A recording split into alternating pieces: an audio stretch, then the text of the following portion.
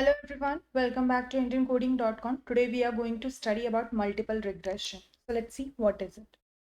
Multiple regression is like linear regression but with more than one independent value. So it is same like a linear regression, but here we are having more than one independent value. Meaning that we try to predict a value based on two or more variables. Okay, so with the help of two or more variables, we will be able to predict the value. Okay, so take a look at the data set below. It contains some information about the car that is available. Okay, so here on screen, you can see that all the car information is available here. Car's name, car model, volume, weight, and their date and CO2. Yeah. So we can predict the CO2 emission of car based on the size of the engine.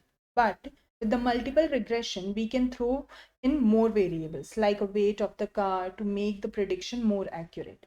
So with the help of using the weight of the car and the time of the car, we will be able to predict more accurate. Okay, so everything will be given, the size will be given, the weight of the given time, manufactured date will be given. So everything is provided, then we can work on it very well. Okay, so that is the meaning of it. So how does it work?